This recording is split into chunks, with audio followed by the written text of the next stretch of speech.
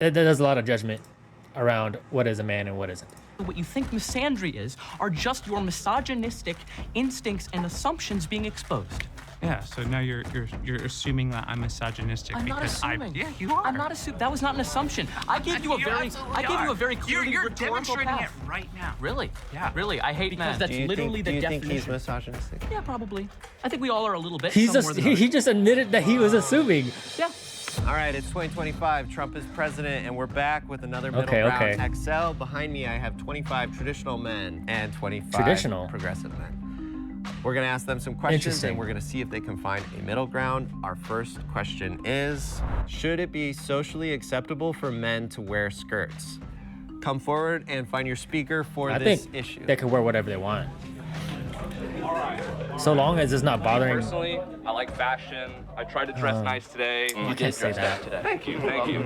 I'm wearing a woman's sweater right now. This Wear it as long as you're not like trying to flash nobody. You know, not trying to sexually harass anybody. I think it's fine for guys to wear skirts. from Brandy Melville. But background, in my culture, like I'm Native Hawaiian, men have traditionally worn skirts. We go back to other cultures, Japan. Good argument. Long gowns. Traditionally, men have been seen in history to be wearing the same clothes that women do now, and America is a much younger society than any of these cultures that have dated back thousands and thousands of years. Okay, so first I'd like everyone to take a second and take a look at the fellas and what they're wearing over there. Let's be so real right now. How are they gonna argue about what fashion about what fashion is supposed to mean in a manly sense or traditional sense? It's the intention. And in India, they wear dhotis. They're not wearing skirts because they think they're a woman.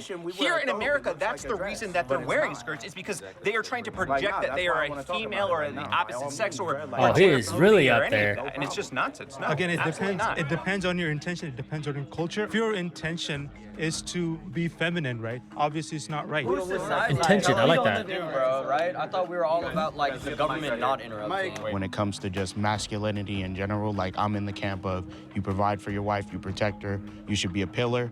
Any sign of like wearing a skirt or something like that, like obviously, bro, like it's not the move. This is kind of representative Well, yeah, of but you're- a general idea of what a man is But you're supposed to black, be and black people don't in really like terms gay of people how we dress, generally- how we conduct generally. ourselves in public. Kind I of a think most men stereotypical thing. look at what a man is supposed to dress like and look at that and see, well, now I have to justify the difference between that and me. Clothing is not gendered. We make it gendered. Anything that we're wearing could be a fucking woman's whatever. So we put titles on things, and I got a feeling nobody over there is gonna have any argument against any one of us. The progressive men are gonna say, it doesn't matter what you wear. You can wear any dress, you can wear a skirt, you can wear this. In the same vein, they would say it doesn't matter what language you speak, it doesn't matter what religion you speak. And as traditional men, we disagree with that. We wanna have a cohesive society that we speak similar things, we believe similar things, we have a sense of community in all of the things that we wear. What they're saying is actually the anti-social stance, where everybody does what they want and nobody has a sense of community. So we need to hit on that. Whoever speaks, Sounds not defensive. just about the skirt, because the skirt it's the detail, and that's unimportant. We are rooted in some kind of greater faith that defines masculinity, the man as a role. He is under God, he is serving his family, and he is the creator of his society and the perpetuator of said values. Yo, it's simple, bros. Skirts are for women. We should also talk about what does it look like if it's not socially acceptable? What does that mean? Point out how in practice, if it's not socially acceptable, that means we're shaming people, we're bullying people, we're excluding people. And I don't think anyone agrees that's a good thing. Who wants to speak? Okay, then I think I feel comfortable. Hey, you know, just a funny thought. A lot of gay people are really strong. They go to the gym a lot. They're buff. And I know that men have like raped men. So let's say the one with the skirt does that to the one that is the traditional masculine man. Does that make you less masculine than the feminine guy, right? Like, come on. Well, who wants to? Yeah, I mean, I will. Okay, all in favor? Juma? Everyone for Riley. Who votes for Riley? 1, 2, 3, 4, 5, 6, 7, 8, 9. I think that's already majority. One and done, guys. One and done. It is Riley. All right, both sides have chosen their speakers, so let's bring forward Juma and Riley.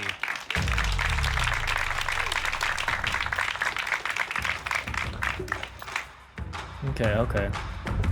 Should it be socially acceptable for men this to is wear gonna be- skirts? You've got 8 minutes to find a middle ground between This is the gonna two be of you. hot. Go for it. Well, I believe that men can wear whatever they want, and pertaining to skirts, particularly, I am a Native Hawaiian.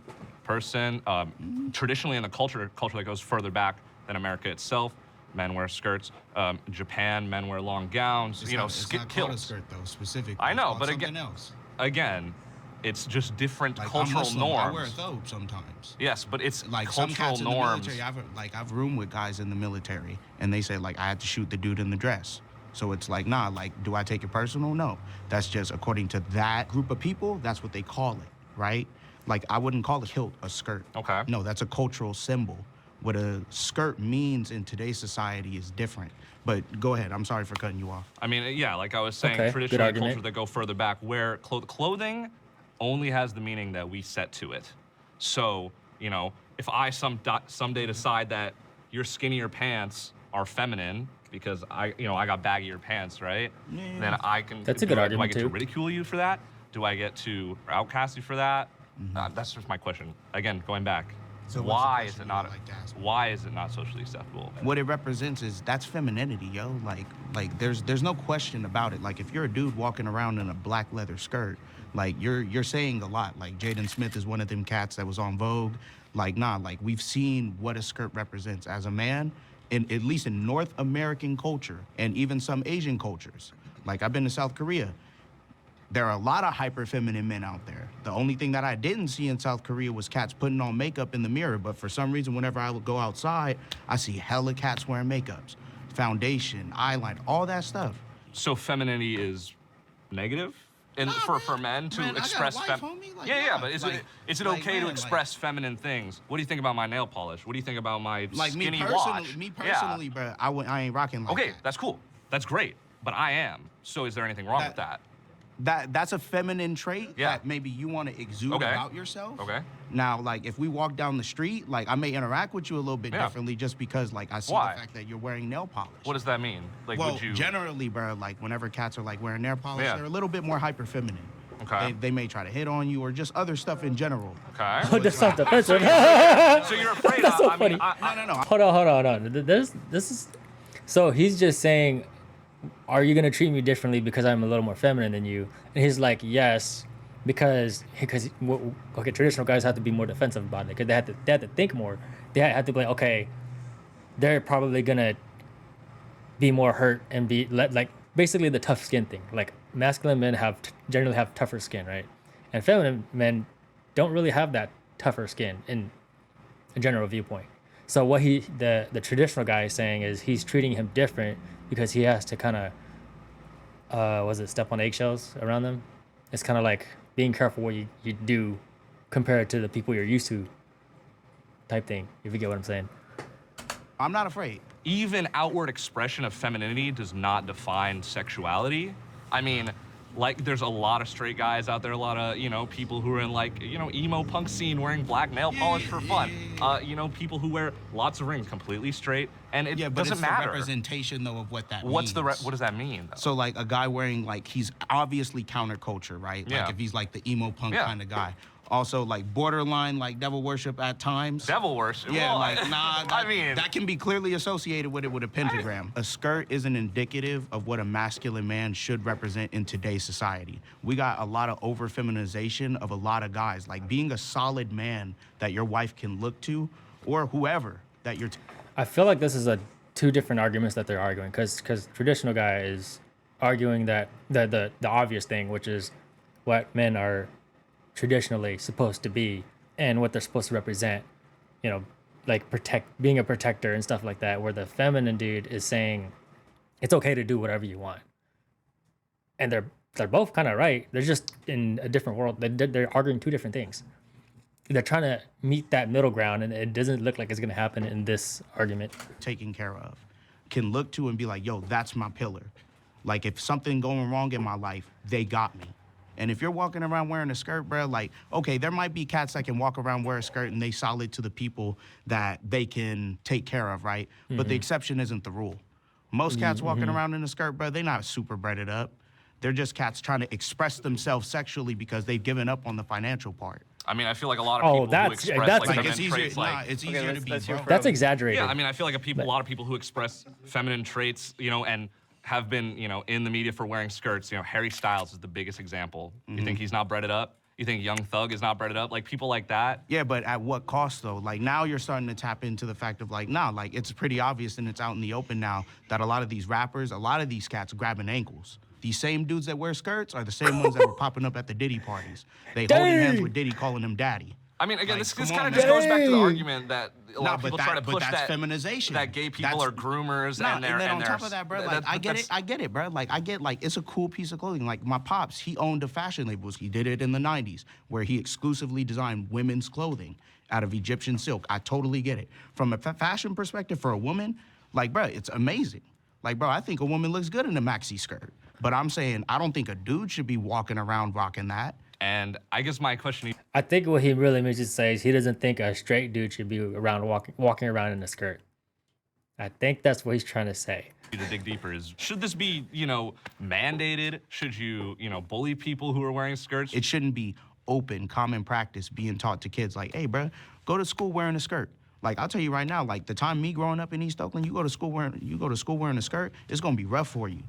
I mean, I'm not going to Like, it's gonna disagree be with real you on rough. that, but we should break down that stigma of people having to be scared okay. of what they choose. No. I see what he's saying. Because if it was kind of more normalized to just kind of wear whatever you want, there wouldn't be any, like, I guess you could say stigma of wearing a skirt is, like, super weak and feminine. Like, what this guy is kind of saying is he doesn't want, like, people to be teaching their kids, like, oh, you can go to school in a skirt. Because he feels like that's very, like, what if my son, like, gets taken advantage of, or he, like, they bully him type of thing, which is, would happen, like, nowadays, or even back in the day, because I'm, like, 33, and I would have definitely got beat up if I wore a skirt to school.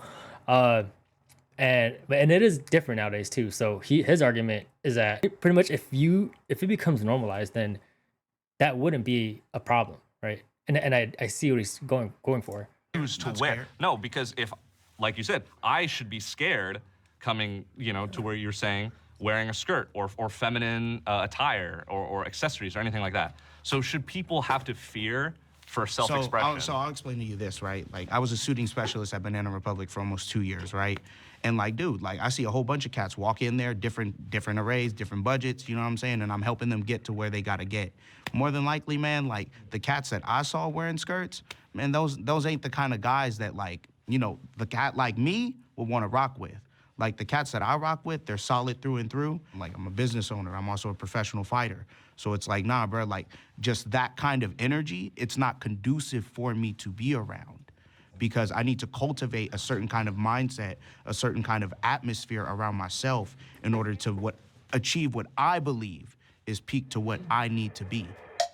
Okay, so Riley, based on kind of what you're hearing coming from Juma, what do you think is a middle ground statement that you think you could both agree on, or that you want him to agree on? I would like for you to agree on that men should be able to express themselves. In fact, anybody should be able to express themselves however they want, skirt, nail polish, whatever.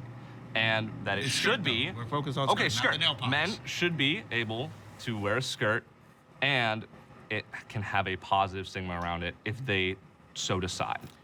If culturally, they come from a culture. In Muslim tradition, right, there's this wrap that you can wrap I'm not even around talking your about that. waist. Some people would call that a skirt. So like that They're kind of still culture, separating it. no problem. But we're talking about North American problems. We're not talking about every other place. So what's the middle ground that you think? The middle ground Riley. is culturally, if that's where your family is from, rep where your family from. Rep your culture, rep your set, whatever it is, right? But you as a man, if that's something that you want to do, bro, by all means, bro, just not that close to me, though. It's good. Well, I disagree.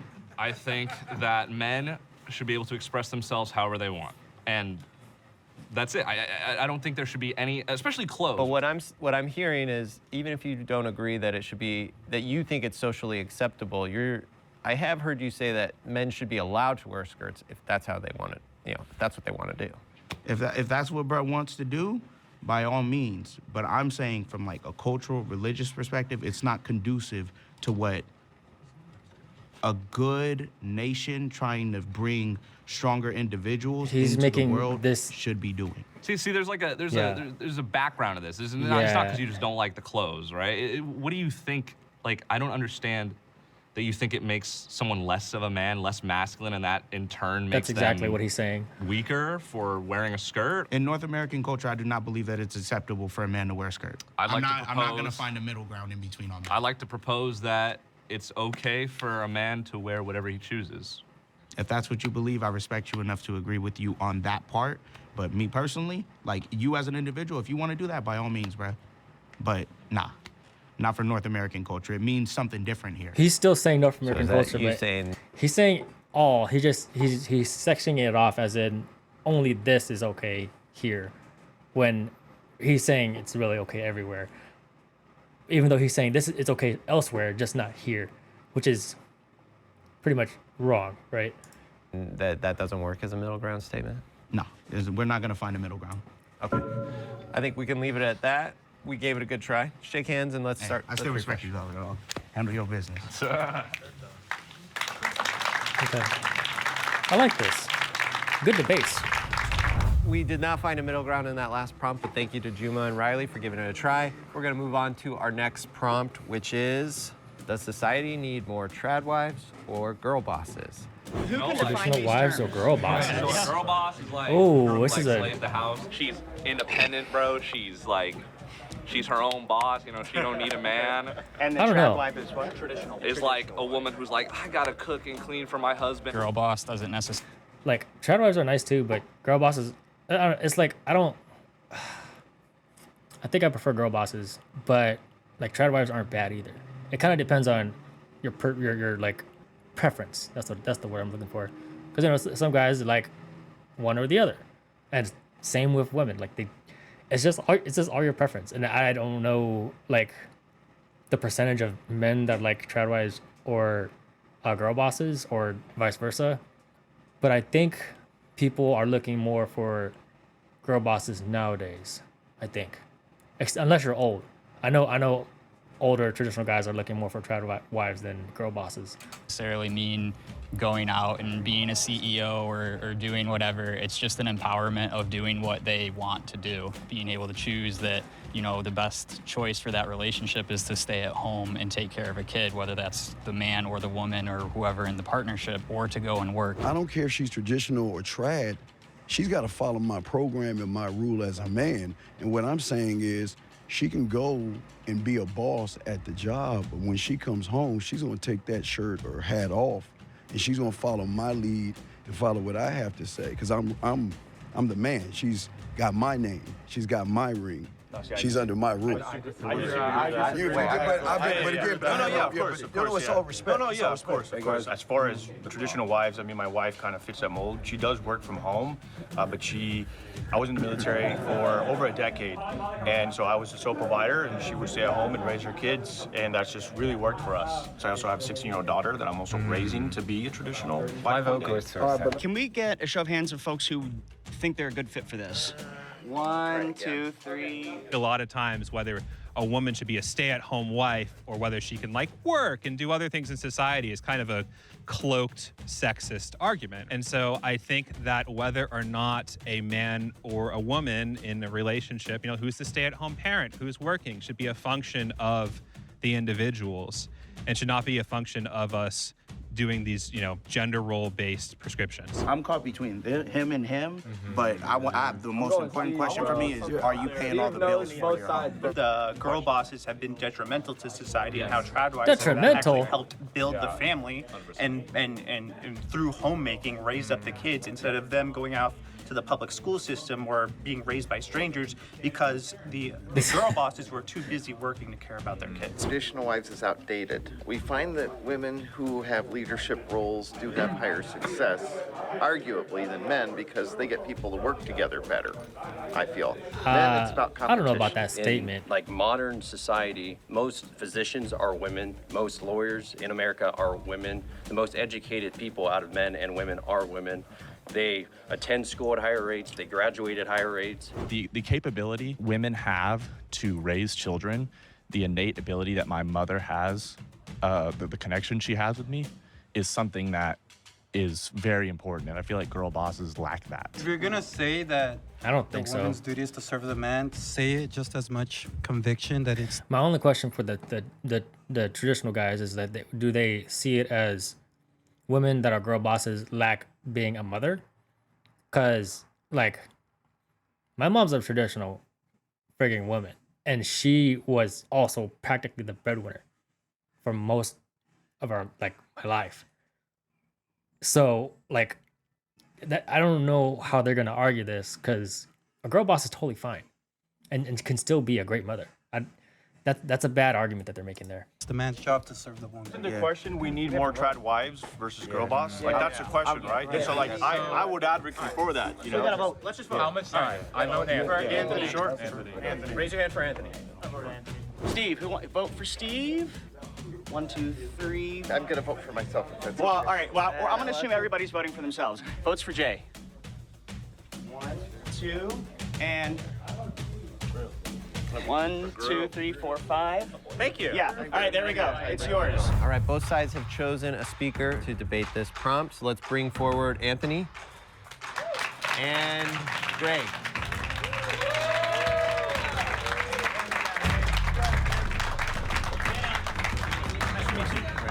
Greg, Anthony, the question was, does society need more trad wives or girl bosses?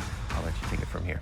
I definitely think that society needs more trad wives. Putting women in the workplace is actually a failed feminist movement, which minimized wages for men, and then it gave the government free control over the children, right, through a public education system. And I think that that's also why we have a lack of masculinity in society. So. Okay. Yeah. So there's 3 claims there. There was the government controlling the children. That's not what I said. And then That's the kinda what he wages said. being stolen from men. I didn't say it was stolen. Oh, sorry. How did you phrase it? No, you said it was like minimizing wages for men. Minimizing. Okay. Yeah. Sorry. Minimizing, still causing practically an the same impact on thing. men. And then what was the first one? It was moving women to the work. Moving women. Okay. Yeah. So there is no statistically significant difference between the cognitive. A Stanford medical professor found that men and women do have different cognitive abilities, but that doesn't mean one sex is smarter than the other. Women have superior reading comprehension and writing ability, while men are better. When men can better juggle items in working memory, among other differences. Okay. Abilities of men and women. You can obviously find an outlier study or two that says something else. Sure. And so That's not what we're debating, though.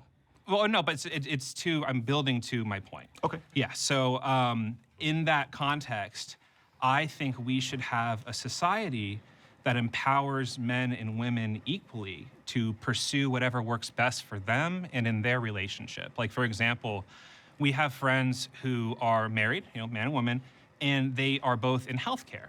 And they both take turns working. Like, dad will work one day, mom will work the other day. And I think it's awesome if we have career opportunities. We have things like, affordable childcare, paid family leave, anything in society that supports people to make the decision that works best for their family, I think is positive. And I think if we had better options for people to pursue what works for them individually, we would have, as the prompt described. He's pretty much arguing versatility, which is also a really good thing, because keeping your options open and having different ways to take care of the people you care for, your family, stuff like that. I like that argument. More girl bosses. I think your argument is that if only we were to put women in workplaces, which no one's debating that they shouldn't be, the question is not should we restrict women from doing it? It should be should we have more trad wives, right? And so my argument is that there are studies that show that having, and I can speak personally, I've been married for close to 20 years. I was in the military for a little bit over a decade. I worked, I provided. That's worked for me. That's worked for my parents. That's worked for my grandparents. That's why we're traditional. We carry down these traditions from family to family. And so we see that our children are thriving. I see that my children have a mother at home that loves them and is able to be with them for their school events or for, sporting, things like that. And it's worked for us. So, the question is, do we need more girl bosses? Do we need more women away from their children? And I just don't think that that's what we need more of. So why? So if the woman is away from, it's just one parent's at home. I do like his take because he comes from a very genuine place, so you can tell. Like it's it's not a failed system at all. Like it's been working like since forever. So like why change it is what he's saying. Home and one parent's at work, right? That's kind of what we're describing. It's just, so what is the issue with a man being the stay-at-home parent? Well, I just don't think that's the role of a man. I mean, and here's the reality. My wife and I both work from home. I'm out in the field a lot because I'm an independent journalist, so I do travel a lot more for work. Right. But we both work from home, and that's actually great too, you know, because then I also get to partake in a lot of the things that, you know, we do. So if like my kid has a sporting event 2 p.m., I'm not stuck in the office, I'm able to do that. But going back in where I was deployed for months at a time and having my wife stay at home, I think that it would have been detrimental that not only do my kids have a deployed parent, but they also have a mother that's stuck at work 8 to 5. Well, definitely, I think that you're kind of, I think we're not necessarily disagreeing there. So what you're describing is, in your situation, it made the most sense to have your wife be a trad wife, right? I'm a millennial and I feel silly saying trad wife. It's not my verbiage. Yeah. Would you agree that it makes sense for us to have those cases where it might make more sense for there to be a girl boss to allowed to happen? Do you get what I'm trying to say? Sure. Like I think what your argument is that we probably live in a society where women also have to work, and so what I'm saying is, yes, I have a personal bias of why my wife should stay at home, but also there's studies to show that women that tend to stay at home with children tend to have. A Harvard research study found children of working moms grew up to be just as happy as children of stay-at-home moms, according to a 2014 Pew Research study. Stay-at-home married mothers are 5 times more likely to live in poverty than married mothers who work. Interesting. Have a happier family. They tend to be able to have less divorce rates, for example, as opposed to two people that are usually always at work and they rarely see each other. They rarely spend time with their kids. There's also some studies that show that kids do better in the long run. A 2010 analysis of 69 studies found early maternal employment is not significantly associated with children's later achievement and behavior outcomes. Okay. When they have a parent that stays at home, for example. What's interesting is regarding studies on stay-at-home parenting, on the census and at home. Hold on. Dang, there's a lot of these fact-check things. The Census Bureau defines stay-at-home parents as those who are not employed for pay for a full calendar year. That applies to both moms and dads. Okay. Dad is defined as somebody who has not been in the workforce and not made money over the past 52-week period, over the past year. And so when you look at studies of stay-at-home dads, you miss out on things like, as you mentioned, people who do remote work or people who work part-time. And so I am not as confident as you are in the sort of evidence base for this claim that, stay-at-home dads are somehow detrimental compared to stay-at-home moms. I believe it was the American Psychological Association put out a statement on this where they said, raising a child in a home with 2 stable, happy parents is one of the strongest protective factors against mental, physical, educational, peer-related problems. That as long as it's a stable, loving household, that's the most, that's kind of the highest bar you have. But so I'm just gonna pause you because we're out of time, so I want to push you both towards offering a statement that you think both of you would agree this is a good one regarding trad wives and girl bosses. Would you agree that in a circumstance where it makes the most sense for that family to have a girl boss, we should facilitate that? I don't agree with that just because what you're almost claiming is that the family can only be successful if the woman is a girl boss. No, that's not that's what I not meant what to he's claim saying at all. Okay. So I'm just trying to say, should we look at people as individuals and look at individual circumstances and then have people do what makes the most sense for their individual circumstances instead of making these broad kind of gender-based prescriptions where it's like, you're a woman, so you should do this, you are a man, or as you do in your own life. It sounds like your situation is not exactly a traditional situation because you are considering your personal circumstances, your personal strengths. But also studies back that, right? So that's what I was saying, less divorce rates. And then if you want to get into like the intricacies, like, a family that goes to a church every single week has a 50% less chance of getting divorced, right? So it's just a little I guess, difficult to come to the realization of like it's only if a girl boss was there, right? Because I mean, that is that question. After. He's not Should saying we have so. He keeps saying that only for girl bosses. He's not saying only if. He's just saying it's still good if there was one. With or without one, it's still good. He's just saying it's better without a girl boss. Or girl bosses. Not should we allow women to work, which is all part of lawful, way of doing things. So I guess I'm just kind of having a hard time with that middle ground. Yeah, what would yours be? I think the conversation I've had with a lot of people, progressive men, is that they think that traditional men are just strictly against women working, period. And that's just not my view. I think that the rights are there. My wife works, right? But she works from home. And it doesn't really interrupt the household, I think I have an idea. So what about we should make it easier for a family to have a girl boss if that works good for the family? Does that make sense? Or let's flip it and let's make society easier so that the male can work and provide for his family on just a sole income without having to put two work. Ooh, that's actually a really, really good argument too. Unfortunately, that's not the reality though. Like they're not gonna just pay men more just to put women out of the job. Like that's not gonna happen. That's unrealistic. But I see what he's saying. Working parents and seeing their children off. You know what encompasses both of those? Sure. So what I'm hearing is that we both have different ideas about what works best for a family. So maybe a middle ground statement would be, we should structure society in terms of our policies, our safety nets, things like that. So whatever works best for a family is available to that family, whether that's a trad wife or a girl boss in the household.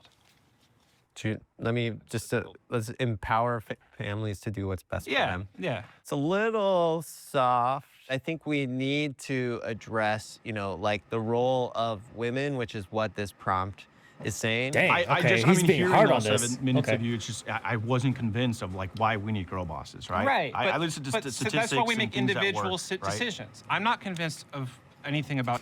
He's still on the why we need girl bosses. We don't like no one needs anything really. You could have traditional or have a girl boss. It's just whatever fits, right? Whatever fits. If the boot fits. Your life, but Sure. I think Even you though should- studies show like it's better for the household. So my opinion is that we should trust two adult people to make a decision about what That's just very nuanced, though. It's just it can mean anything, right? Oh, well, you should allow two parents to just do drugs all day because it's better for them. Okay. That's So not it's what just he's too nuanced. saying. What I Oh would my say God. is we can live in a society where I guess, girl bosses can thrive legally and trad wives can also thrive legally. I just think a girl boss can already thrive. It's harder for a woman to become a trad wife than it is for a woman in today's day and age with the current policies to become a girl boss. What is a version of it you would be able to agree with? That we need more trad wives.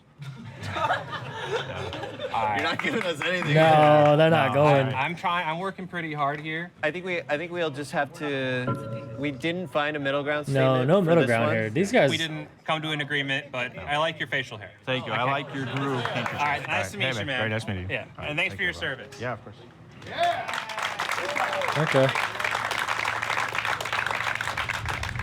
Hey, before we go any further, we want to take a moment to say thanks so much to Straight Arrow News for powering let me the skip fact check news. Should be this underreported or not phones and tap journalists. Thank you, Greg. Thank you, Anthony. We didn't find a middle ground in that question, but we're going to move on to our next question, which is, are depressed men weak?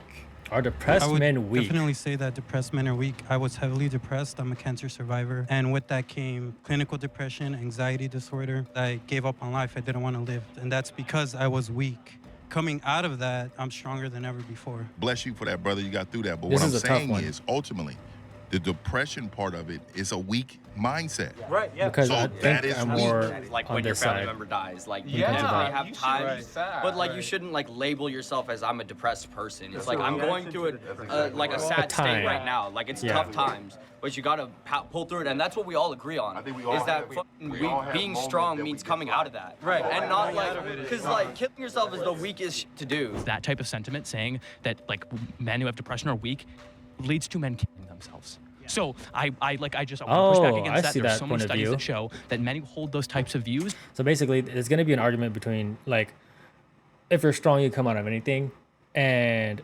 and it's because of judgment that it makes people like men that are depressed kill themselves. Like, so they're gonna say if men were just strong, there would be no problem, and they're saying there's only a problem because people judge depressed men, which are weak men. People judge weak men, and that's why they're depressed, and they off themselves. Where the traditional guys are gonna say, if you're strong, you'll make it past. Are more than 2 times as likely to kill themselves. So I would, okay, well, fair. I mean, we'll give it. Well, Who else give wants them to? options. Both sides will agree. Yes, being depressed is weak, but they're going to say it's okay to be weak. And I think that we should say it's not okay to be weak. Because as men, as the traditional men, it's our job to be strong even when we feel weak. I don't agree with that. That needs to be said. Anyway, I think I don't agree with that at all. I am a gay man, and my experiences within the gay community and the depression that I've gone through is a completely different perspective from a straight perspective. But my ability to fight through that and to stand and the things that I've overcome have made me really strong. I've struggled with depression myself. I have ADHD, I'm neurodivergent, and that does predispose you to depression, anxiety, and other things. Despite that, I don't feel weak. I was a former top cop. I was the youngest cop in my state. I teach women how to beat up dirtbag men. So I don't feel weak despite having those struggles with depression and anxiety. It causes men to have this complex that if they aren't enough for their family, if they're not enough for themselves, then who are they going to be enough for? Why are they even here? If you let your depression win, you're weak. I get so that. you could be depressed, but you They still got- go through life. Like if you're just laying in They bed all have day, then this- I would say you're probably weak. a guy in from a like a biblical wheelchair. standpoint. It says that I'm not trying to shame that or nothing, but this is impressive. He's a traditional guy, and they're talking about weakness and depression and strength, and he's over here pretty much being strong, right? On the strong side, I guess you could say. the righteous man falls 7 times, but he gets back up. You will fall, and so that's okay, but get back up. That's what that's what I would say. Two different ways to argue this. I think that we have one who studied it, is very intellectual about it, and is very passionate about this case. And we have another study where this person is traditionally gone through a lot of masculine things, so showing their masculinity, and very much so gives that example of depression does not make you weak. Chad, raise your hand. Oliver? 3, 4, 5, 6, 7, 8. Okay, sounds like we have a clear winner. All right. I think Red might win We're this still one. working it out. We're so good at this. Thank you. If only we could win elections like this. All right, both sides have selected their speaker, so let's bring forward Alex and Oliver. Yeah, they chose the right person. All right, so the question is, are depressed men... You know, at first I was wondering why there wasn't a chair there. That answered itself. That's fine. Weak. I'm going to let you guys see if you can come to a middle ground statement. You've got 8 minutes. Go for it. I'll let you go. Okay, sure, yeah. So, I'm coming from the perspective that I don't think that depressed men are weak. I think that depression is something that needs to be taken very seriously, and I think that statements like depressed men are weak are exactly the kind of rhetoric that perpetuates the problem, that leads to people being stuck, including myself, experienced with depression, being stuck in this type of rut that you can't get out of. And the moment that I kind of like acknowledged to myself what other people were telling me, but I was really like, oh my God, am I a weak man? Am I, somehow lacking in some sort of way? The moment I, put that aside and just was like, no, depression is a mental illness. Once I, got past that and, got the help that I needed, it was really the moment that I started to... I just wanted to say something about this point. Is that there's a lot of people that don't feel like they're good enough for anybody, including themselves, and that kind of helps people go into depression. And there's a lot of people that know how to get out of that because they've been there. And that's something that you kind of build up in yourself, because if you look like, yes, other people can judge you and make you feel that way, but it really comes from you believing in what they're saying, which causes you to think that way. So it's really on you, I believe, to change the way you see yourself and change the way, so that way it can change the way other people will see you.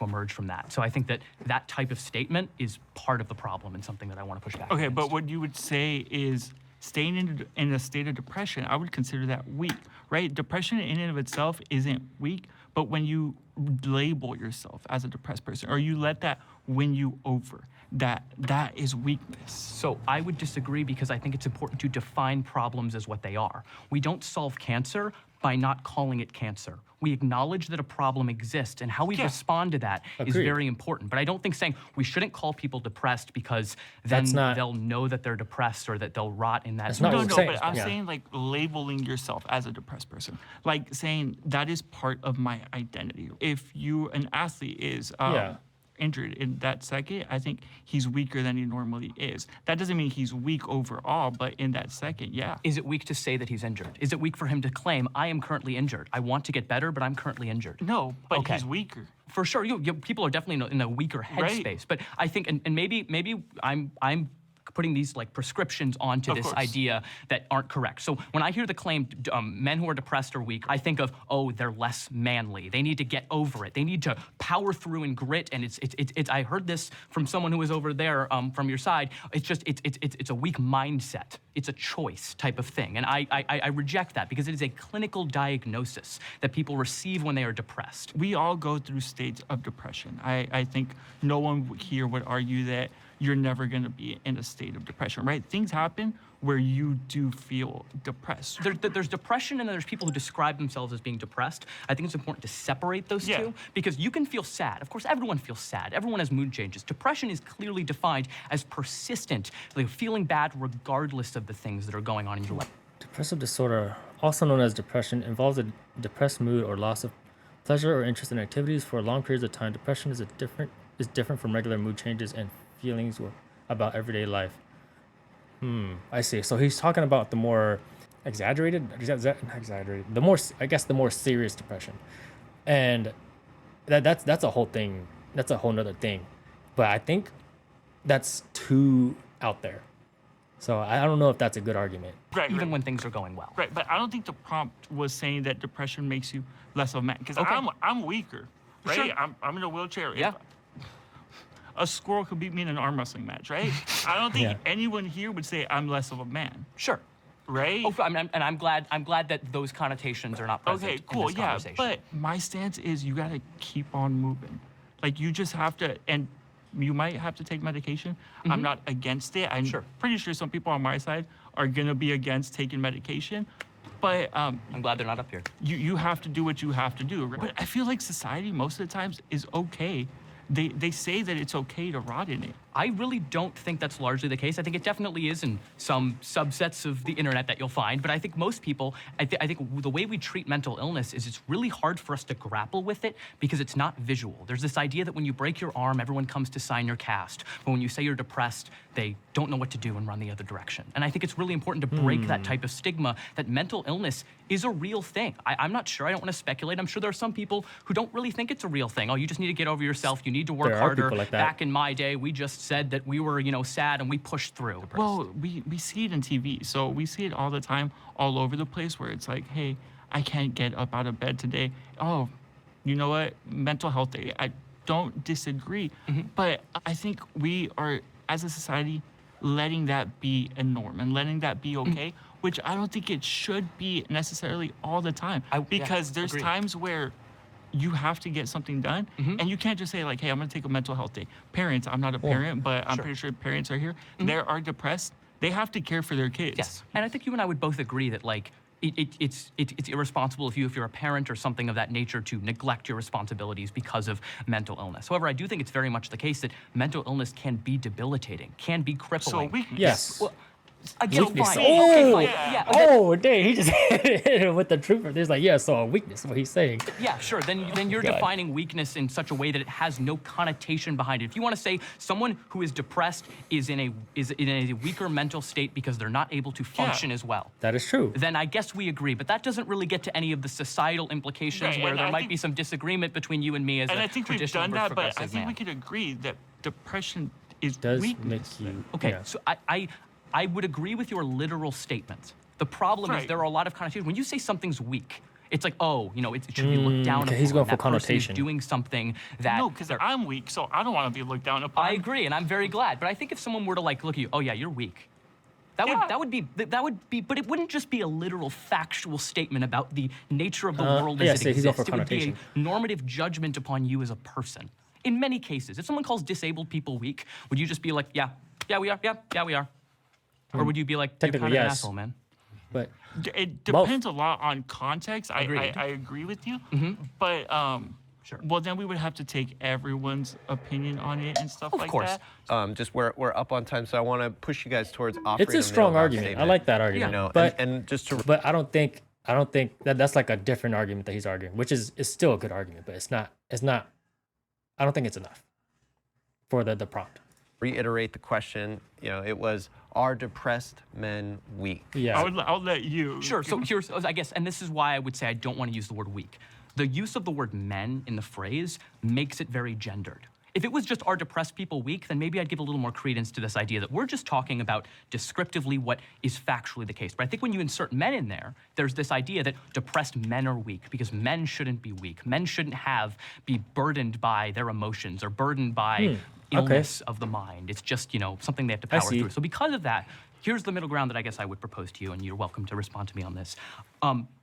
Depression does not inherently make someone weak. Men are not inherently weak because they're depressed. However, if you let that consume you entirely and you shackle other responsibilities, or you claim that you have no responsibility for your own mental illness, I'm mentally ill, therefore I can tweet anti-Semitic things all over the internet. I'm not talking about anyone in particular. Let's reel it. But, sorry, regardless. So that's kind of the middle ground I would propose. I don't know if that's too long, but okay, can we agree on the middle ground that if you're a man and you allow your depression to win you over, then you're weak? I allow you to win over. I think there's a lot of different. That's kind of what he just said, though. I also would kind of want to, if possible, degender that idea. If anyone, We're on a gendered episode. well, we are. We're on a gendered episode. You're right that we are. You are correct that we are. However, I think it is true because men exist, and because men exist, women also exist. Women don't just not exist because we all happen to be. But now in it's a not room the problem. with But two we're of them. not talking about women in this instance. I don't think that's necessarily the case because we live in a society that is inherently gendered. So No, I agree with you. Okay. But this episode, Oh, it is. What would your statement be if you want to give us a draft? a middle ground, I would say, if you succumb to your depression, then you are weak. If you allow your depression to take over your life and you don't seek help and you kind of just use it as an excuse for your life or for your poor choices, and I would say that's weak. And I have one more question for you. A lot of men who succumb to their depression are ones who end up with a bullet in their head. Are they weak in your mind? I would say so, yes. You'd say they're weak. Men who kill themselves because of their depression are weak. Yes. And I think that exact idea is what leads more men to kill themselves. Well, okay, I don't think so. I don't, there's a strong disagreement there, and there's a lot to discuss there, but let's try and make our way back to what do you think is something that he would agree on? So he said letting depression take over your life is not a good solution, so do you have like a counter? Do you think it makes I'm just curious, do you think it makes a man weak to seek medical remedies or to seek out treatment in that way? I'm in a wheelchair right now. I have to see a doctor every 3 months. Okay, So. I'm glad to hear it. Yeah, no. Okay. If the pills are helping you in that, then yeah, go for it. If you need to get out of the woods, seek Christ, whatever it is that you need to do, do that. Yeah, I don't think I really disagree with any part of that. Okay, so it sounds like we're landing on if a man is depressed, he should seek treatment. Yes. I like that. Men who Yeah. are depressed should seek treatment. Men should seek treatment. Awesome. All right. Okay. Yeah. Thank you to Alex and Oliver. We did come to a middle ground statement for that last prompt. Moving on to our next prompt. Should men spend their time watching porn? All right, let's get you guys up in the center.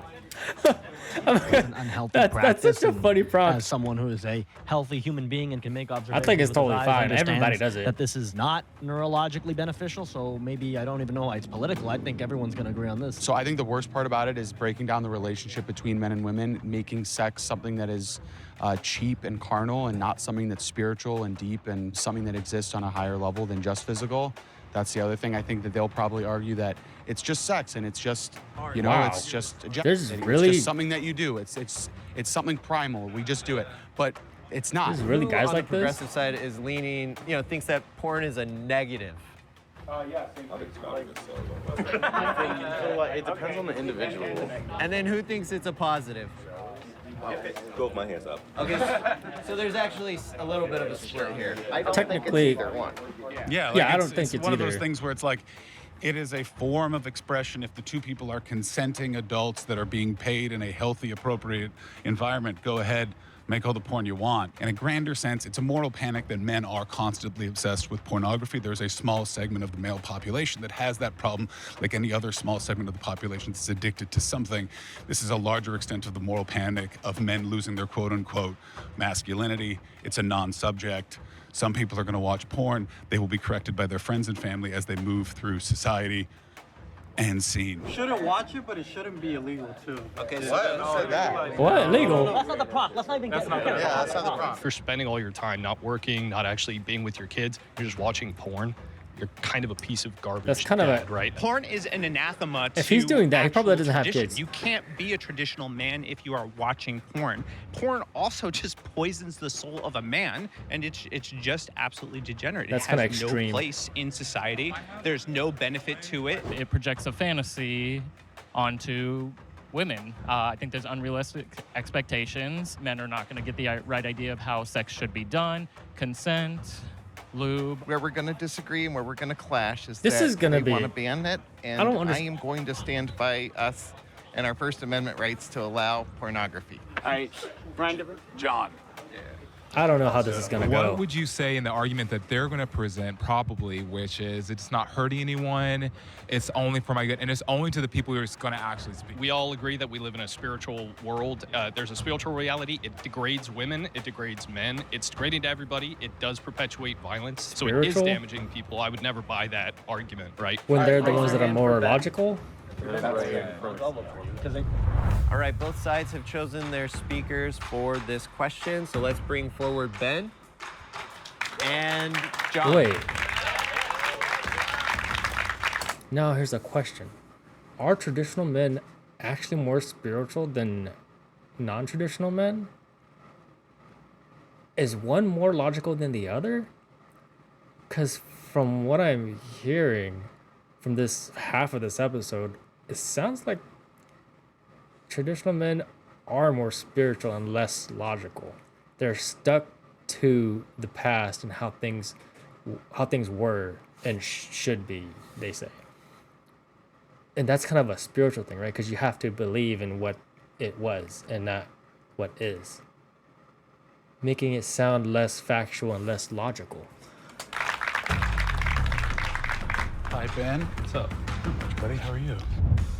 Please go ahead, because I have a feeling that you know where we all stand on this one. So I don't think anyone should be watching pornography. Yeah, look, I don't think you should mandate what people are watching. That said, if it is two individuals that are both consenting, that are well paid, that feel completely comfortable participating in the filming of sex in exchange for money, then please have at it, as long as it falls under the definition of pornography as set by the Supreme Court of the United States. By definition, it is, by the way, something that you see and know that it is porn. So if we're saying that, yes, porn should exist, I don't think you should watch it because it is incredibly bad for you, in the same way that you really shouldn't drink alcohol, or you shouldn't smoke pot, or you shouldn't smoke cigarettes, or you shouldn't eat fried food. All of those things are also very bad for you, both on a cognitive level and also spiritually. Well, so I think you're agreeing with me. Ultimately, you're saying men shouldn't be spending their time watching porn. Absolutely. But you don't think that it should be illegal, right? No, we have the First Amendment. And in while America. I might think that maybe it should be, right? That's not what I'm going to argue here. I'll argue that porn is destructive to men and women. Completely It's destructive to anybody involved in the sphere. What other things could be doing as a man? Hang on. Okay, great. What other things could you be doing as a man that porn takes away from? You could be working. You could be taking care of your kids. I think every man's goal should be to create a productive relationship with his wife so that he can have a productive relationship with his children and a stable family unit. Porn completely gets in the way of all of that. I completely agree.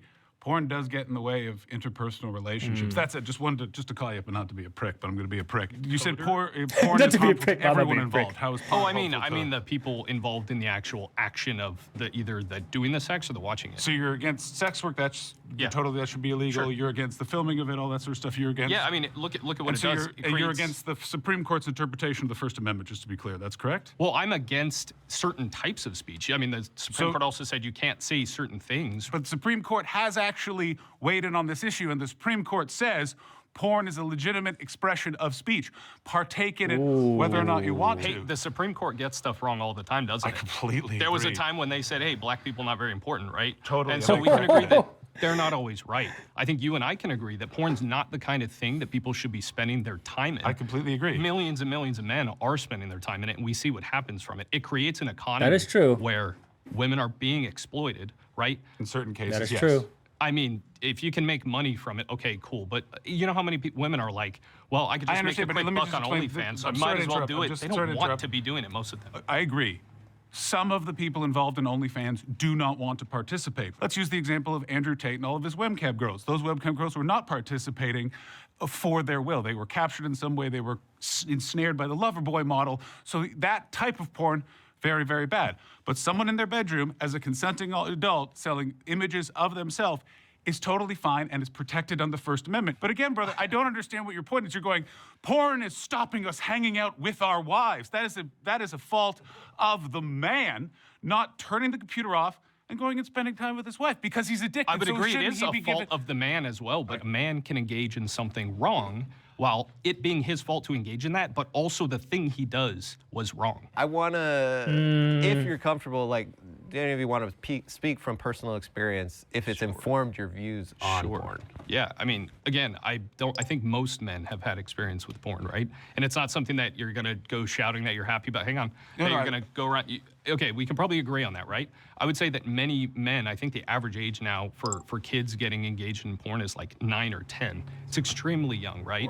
They get hooked at that young age, and then all of a sudden it blows up. I've had experiences in relationships when I've watched porn. I've had experiences in relationships where I haven't. And I'm married now, and I don't do that anymore. And it's dramatically a better experience for myself and my wife. Actual life experience. Completely agree with you that it's better when you're not doing when you're not doing it than when you are watching porno. It's better for you because of all of those. The false perception of reality that porn offers is very unhealthy to human beings. You would agree, and I would That's also. one of them. I Yeah, I mean, completely there's like also agree. By a the way, billion. that is There's a lot more Listen, we can problems. broaden this out and Yeah, get yeah. crazy. You know what I mean? Let's workshop. Okay. What's a This was a much better- as brief as possible that you want to easier offer as the middle ground? Okay, I would say porn is not the kind of thing that's conducive to a healthy relationship or a healthy life in general. And that while it is legal across states, we should do what we can to minimize illegal activity on the sites themselves and also engagement for minors. I completely agree with everything Ben has said. Not only am I in the middle ground, give me a corncob pint and a buckle shoe. I'm a trad male, boys. Who found John? I like this guy. I completely agree with everything you're saying. It is bad for you. It is bad for relationships. It's bad for women, and it's bad for men.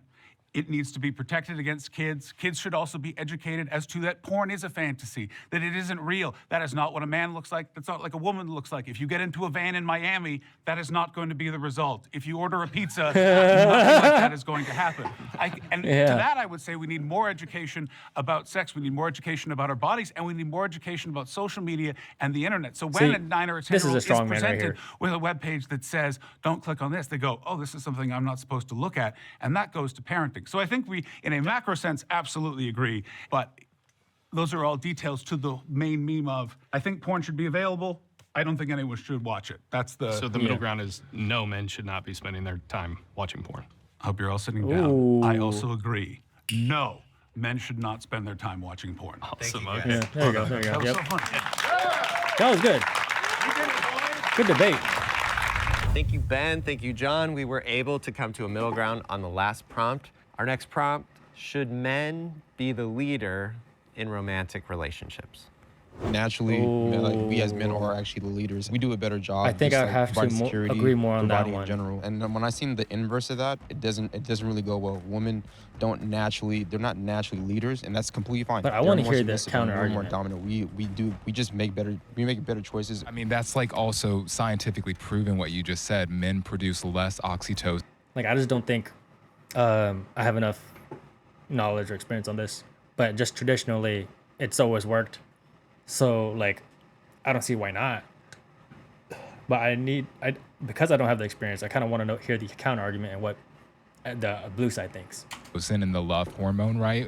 It allows people to be more empathetic, and men sit more in that more dominant role in terms of that leadership. It's equal. The way that we kind of have marriages in our society now is that it's a partnership, and maybe sometimes what that looks like is that one of them does take a lead on certain things, whereas the other one's taking the lead on others. And you can have that balance. And I'm sure that there's some decisions that one partner is more qualified to, have expertise in, and that's gonna go both ways. Being able to share leadership and not I see. leadership, it doesn't have any impact on masculinity. It does empowering women to take lead does not make you less masculine. We're talking about romance. So we're looking at the divorce and women cheating.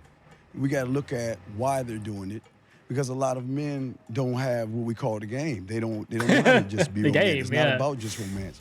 It's about listening. It's about being sensual, sexual, romantic, kinky, dirty, listening, connecting, going deep in the mind. As a man, you should have the ability to be able to cultivate your woman. That's sexually, mentally, and spiritually. And for me, like, if you're able to do all three of those things, you good. I used to be a gigolo. I used to fuck with women that Lou let me. Yeah, that's different. In order to be, That's crazy. Your job as a man is to be the leader in your relationship. You need to provide, maintain, and take care of your woman. I'm a child of divorce, first off. So my mom, yeah, that's why we're depressed. I grew up largely with my mom. My mom took on both roles. She took on, the leadership role, and I was with my dad on the weekends. He provided what he could provide with the short time I had with him. I think that women are just happier in male-dominated relationships.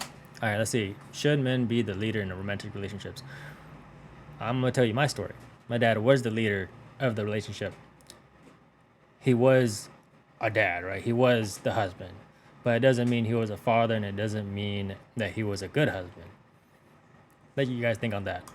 Like, they just prefer to be just taken care of and nurture the children and everyone. And, like, when we see that different power dynamic... What you just said is really problematic. You go, they want this, women want this. And No, I'm saying, no, but statistically we see the divorce rates between, male and female couples where the female is, like, earning more is the breadwinner. Here's the thing, man, like, I have had to go to therapy because I am just a very unsympathetic person.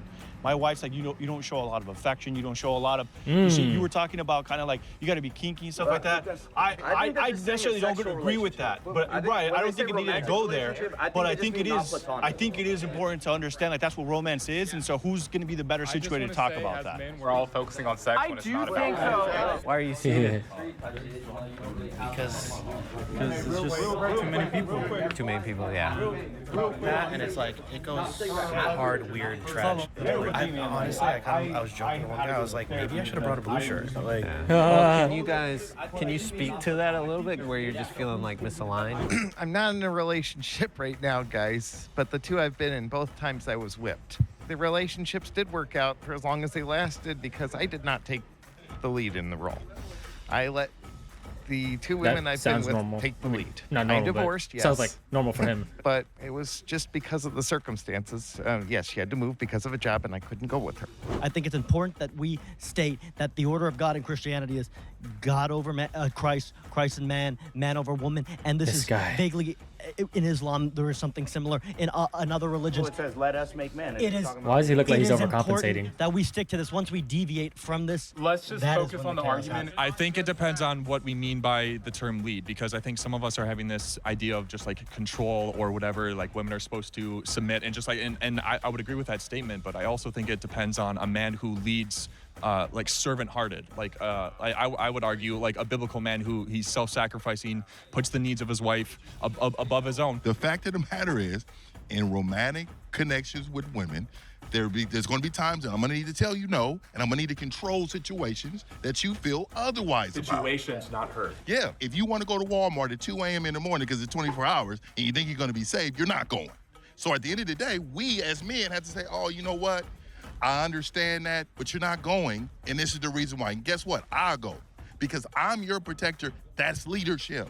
What I'm saying is these guys are going to play you and I'm like, oh, well, why can't they? You know, it doesn't have a study of showing women can't lead just as well as men. This is what they're going to say. I think the idea of one gender being the only thing that can lead a relationship is just ridiculous. Like, let's be realistic about it. Marriage is considered a partnership. Like, you call it a union, yet you're saying that one person has to lead is ridiculous. You work together. Some person's stronger in other aspects, the other person's strong in the others. You find a partner that you love, a partner that makes you happy, and you two choose to do what makes you happy together. Maybe you find a submissive woman and a dominant man. Great. Maybe you find a submissive man and a dominant woman. Maybe you find two people who are dominant together, submissive together. It doesn't matter. It's about individual happiness. It's about how effective you are in your own life to give yourself happiness. We have less than 30 seconds. I think he has a wife. I have a wife. Who cares if you have a wife? No, dude, because I can bring them to a middle ground, man. I got them on the middle ground. He got the most votes. He got the most votes. Nate, raise your hands for Nate. You got, it's 1, 2. okay. All right, thank you. Kino? 1, 2, 3, The 4, goal, 5, basically, the goal is to 6. try and get the Alright, middle I ground, think to we try have- and teach the other side or educate the other side to come more to your side. That's the goal of this whole Our two thing. sides have chosen their speakers. I sense a lot more tension on this side than typically, but you guys have chosen Nils and Kino. Should men be the leader of romantic relationships? Gonna let you guys debate that for 8 minutes, and let's see if we can find a middle ground. I think men should be the leader in romantic relationships. I mean, I'm married. For 8 months, so I'm not quite big experience. But I think thank you, I appreciate that.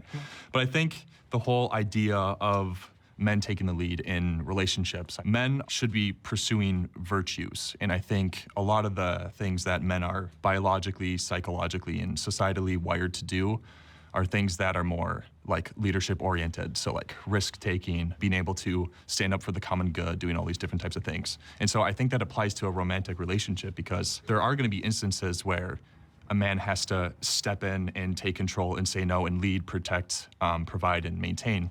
And I think those are innate things that we have as masculine men. The other side, I think women tend to feel more protected, and I think that's something that they want. Like they want to be led. They want to have a man who loves them more than they love themselves. So, you know, the biblical view is like you should love your wife as Christ loved the church, and so you give your life for that person. So I think that kind of takes precedent. Okay, well, I see that when you're talking about these things, you're talking about generally, you're talking about for your personal life. This is how you've experienced it. This is what you view for women and what you view for men. I would say that I don't think that really applies when you're talking about the reality that we live in, which is that everybody is different. You can look at any different person, and every person has different thoughts, different ways of living, different ways of reacting, right?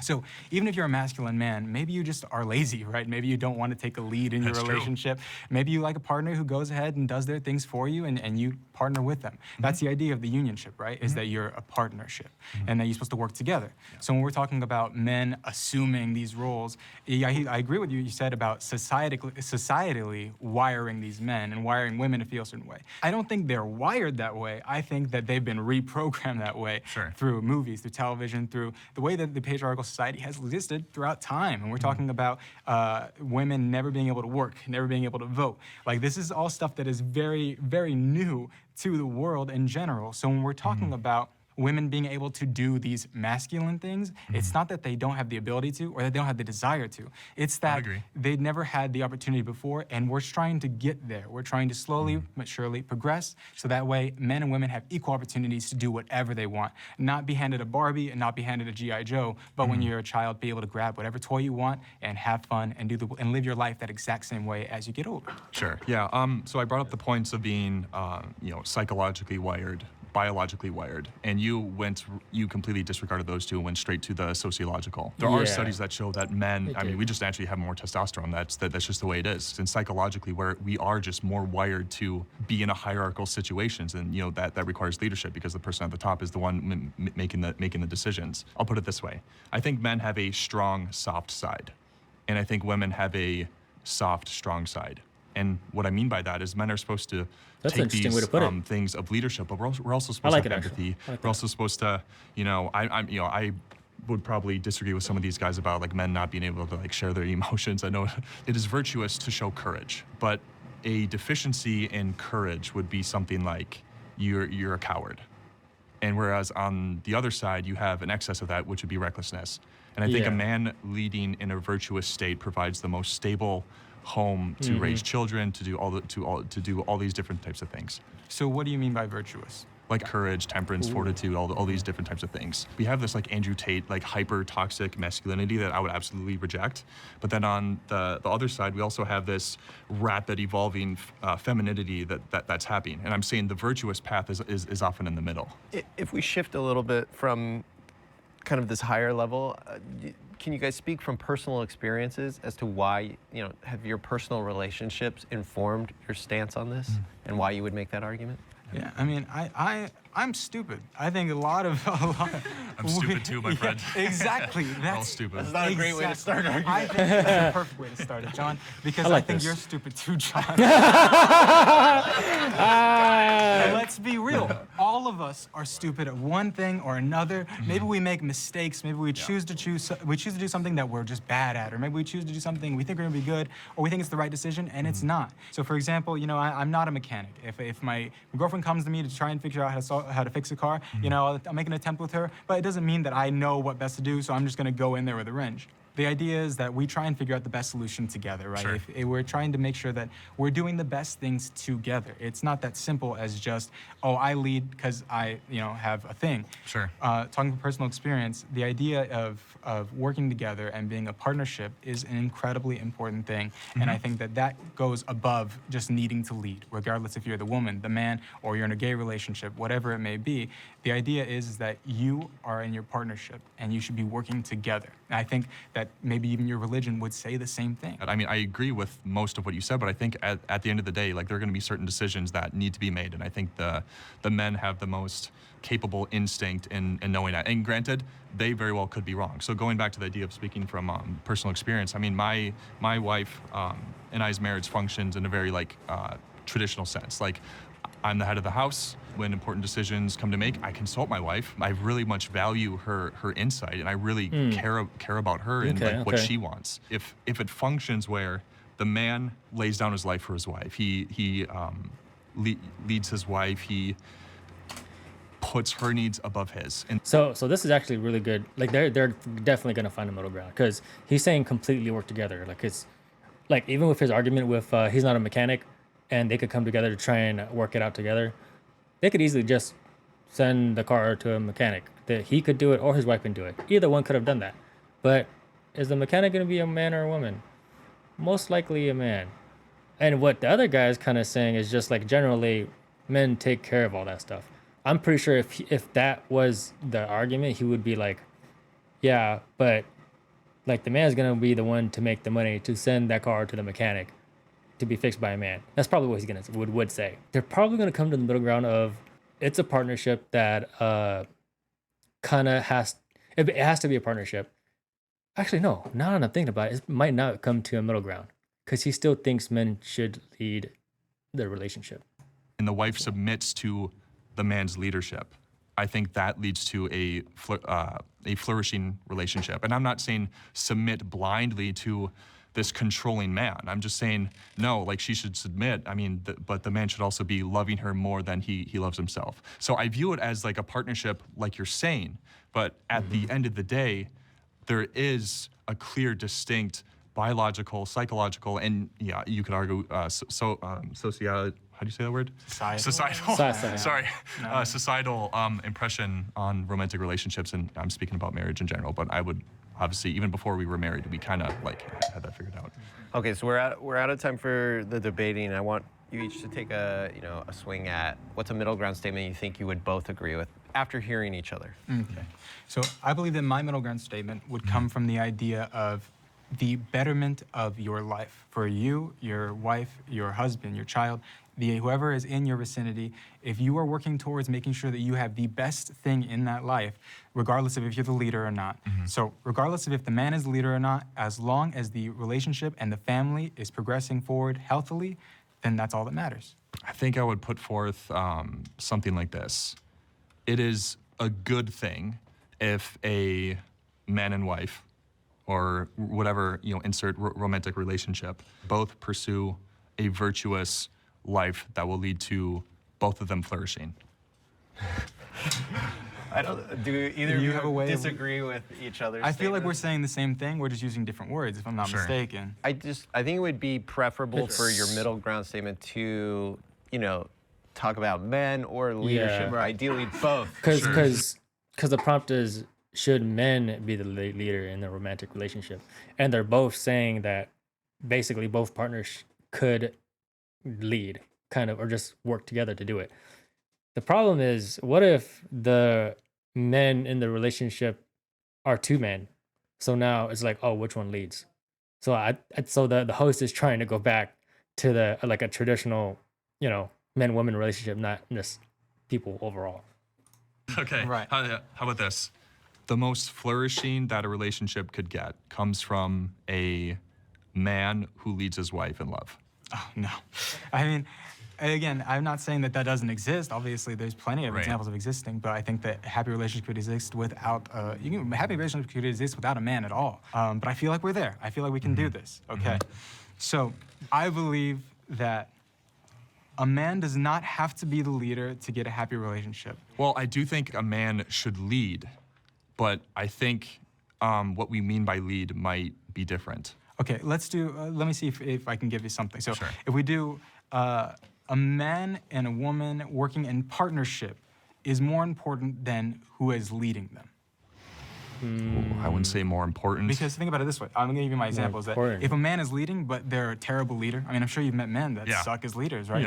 If a man is leading, it can get real rough. So if you have a man that's leading, but they're a terrible leader, and the wife is submitting, but it's a terrible leader, so they go somewhere terrible. You don't want that, right? You would prefer it, even if they're not leading, if their wife is keeping them in check, if the husband's keeping her in check, they're working together, that's more important than a man leading, right? I like that. I like that take. I think I would agree with that. The only exception would be if the man is truly leading the relationship down a horrible place, and the wife just has to submit there and follow along as they both spiral. So how can we rephrase that to include that? We got this. Let's just take a second. Yes, because now this kind of goes back to like the weak men. Because now these guys over here like, well, that's not a man then. So it's like it's a different thing in general. Totally, actually. Got the idea wrong. All we're trying to do is phrase it, okay? So let's give it one more try. All right, let's do this. Okay. You take a second to think. I'm gonna take a second to think. I will. This is tough. This middle ground right here. I don't think they're gonna come to one. What about the man should be the leader if that makes sense for the every single prompt is making the other person concede on their point, and so I feel like we've spent like 15 minutes on each prompt trying to reach a middle ground when we said we don't need to reach a middle ground, but necessarily to reach a middle ground on these things, it would need for one of them to concede a point. No, I think I agree with you. I don't think we're gonna get past this one. If I have to give the point that in some certain relationships, if the man isn't doing his job, like I can see that it might be okay for a woman to step into that role, at least for a time. Yeah. So I get what you mean. I think you're thinking about it. I think if the man is not doing his job, at least that's what we say, as we say, doing his job, not being a man, not being strong, not being a provider, caretaker, then the woman should just leave him. Like, she's an adult. She knows what she wants, right? Like, if he's a bad person, she should just leave and go find a real man, right? Like, that's kind of the best thing you can do, right? If a guy's like doing drugs all day, you're not gonna just sit there and be led by this dude. You're gonna leave him. Like that, yeah. But it's more broadly. But we're talking about the man has failed. Mm-hmm. It's good for the woman to step up. Mm-hmm. So I think that we're good with that. Yeah? Sure, yeah. All right, let's do it. So if a man is failing in his leadership role, then a woman should be able to step up. Yeah, I agree with that. A woman should be able to step up if her man is failing as a leader. All right. All right. Appreciate you, man. Appreciate you, man. It's been a pleasure.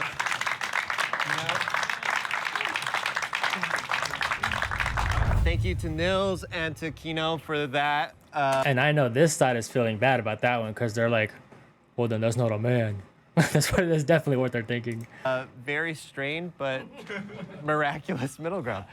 You know, the whole point of this is it is kind of an impossible task, but, you know, I do think it is interesting to find where people will concede. And that is kind of what society does, is agree over things that seem impossible to agree on. So let's move into our next one. Is misandry more allowed than misogyny? Misandry? Choose your speakers. Misandry, hatred, dislike, or mistrust of men. Misogyny, hatred, dislike, or mistrust of women. I didn't even know misandry was a word. People always talk about misogyny. I never heard about misandry.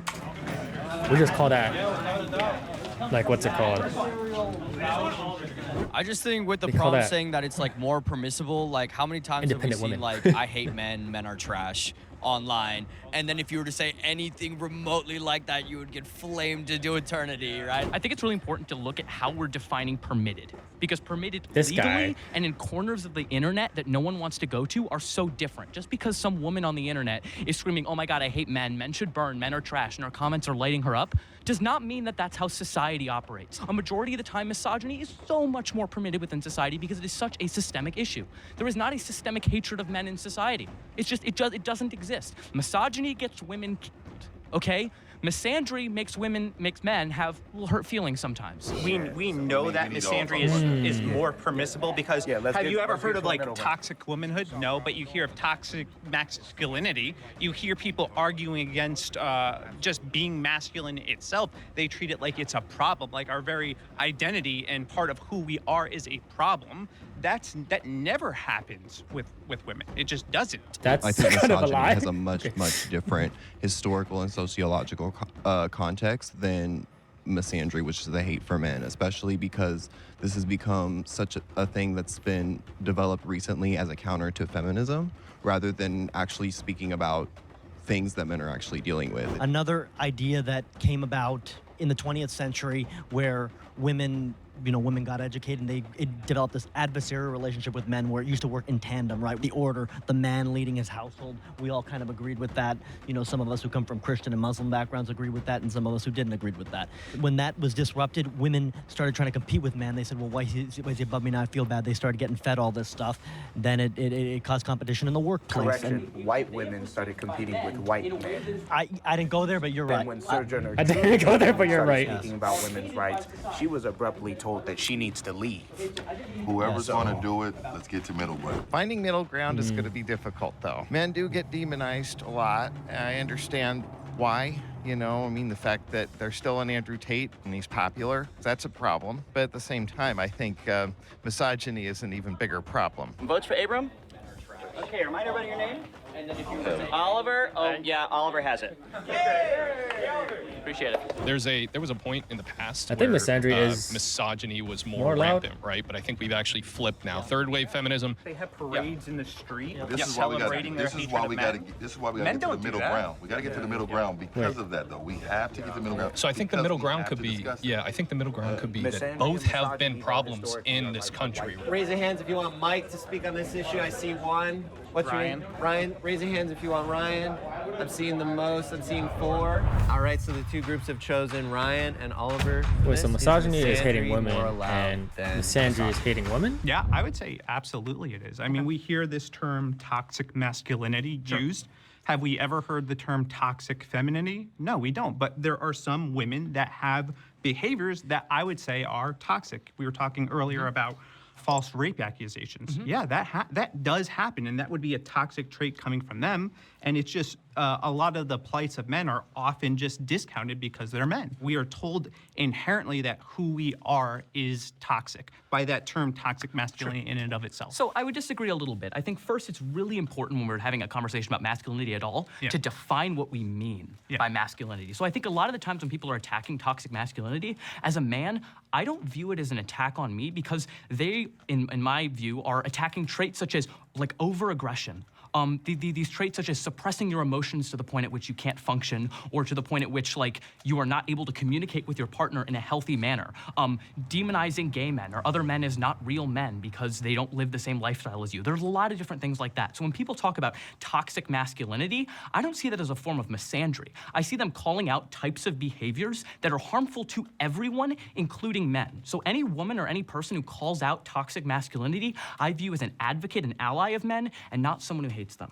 But why not just call out the negative behavior itself? Because there is a type of behavior that is exemplified and takes it to an unhealthy level. You should not become, like, never talk about your emotions so much so that you become a raging mess and take out your aggression on people violently. That's not good. And that is a form of, I don't even know if it would really be a full form of masculinity. It's a perversion of masculinity. Toxic masculinity, as I talked about earlier, it leads men to literally kill themselves if they think they can't talk about their emotions in such a way that is healthy. So I think that's actually really helpful to men in that regard. I don't think so. I think, too, that just aggression in general, you said that like it's a bad thing. I actually think aggression can be a I said good over-aggression. I think Well- there, in certain contexts, competitiveness, great, it's fine. But Like if you're, defending your family would require a man to be overly aggressive to protect So, their family. first off, we I- want our Let's soldiers. let him We, Sorry, finish. Go, we want our soldiers. We want people that are fighting in UFC to be overly aggressive. Those are things that we actually identify as good, and even women show preference to it. But the question,